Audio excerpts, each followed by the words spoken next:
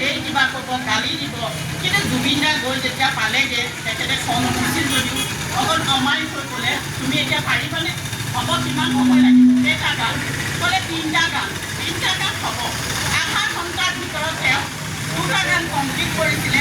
আৰু এটা তেওঁ গাব নোৱাৰাৰ কাৰণে কৈছিলে, এইটো মই গাব নোৱাৰোঁ, এইটো মই এৰিছোঁ, বেলেগক দি গোৱাব। তেতিয়া সেই কানাড়া ডাইৰেক্টৰজনে কৈছিলে, জুবিন, মই তোমাক ভৰি ধোৱা পানী এখন লৈ গ'লোঁ হয়, কিন্তু তুমি মোতকৈ সৰু।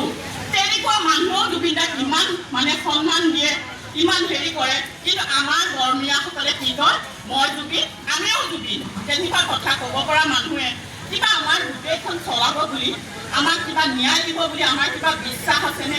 কিন্তু আমি নিজে ওলাই আহিব লাগিব। মই আজি ইয়াত কৈছোঁ, সকলো মহিলা ওলাওক, পুৰুষ ওলাওক, যিমান আছে অকণ অকণ পোৱালিৰ পৰা যদি আমি জয় জুবিন দা বুলি কৈ পেলাই যদি উলিয়াব পাৰোঁ, আমাৰ তেতিয়াহ'লে জয় নিশ্চয় হ'ব। আৰু জুবিন দাই ন্যায় নোপোৱালৈকে আমি কেতিয়াও শান্তিত নাথাকোঁ, শান্তিত থাকিবও নোৱাৰোঁ, আৰু কোনো থাকিবও নোৱাৰিব। আৰু ভাল লাগিছে, শংকৰ মাধৱৰ নিচিনা সকলোকে একগোট কৰি থৈ গ'ল আমাৰ জুবিন দাই। মাজতে হিন্দু মুছলিমলৈ কিমান এটা ডাঙৰ ঘটনা ঘটি গৈ আছিলে, কিন্তু জুবিন দাই সকলোকে মিলাই থৈ গ'ল। জুবিন দাৰ সমাধিস্থলীত পুৰাণৰ পাঠ কৰিছে, গীতাৰ পাঠ কৰিছে, শিখ ধৰ্ম মানুহে নিজৰ ধৰ্ম পালন কৰি আছে। আৰু এইখিনিৰ কাৰণে কৈছোঁ যে আমি সকলো ওলাই আহিব লাগে, সকলো ওলাই আহক। মই এটাই কৈছোঁ, ৰাইজক অনুৰোধ কৰিছোঁ, মোৰ ফালৰ পৰা সকলো ওলাই আহক। সৰু ডাঙৰ যিমান দল আছে সকলো ওলাওক।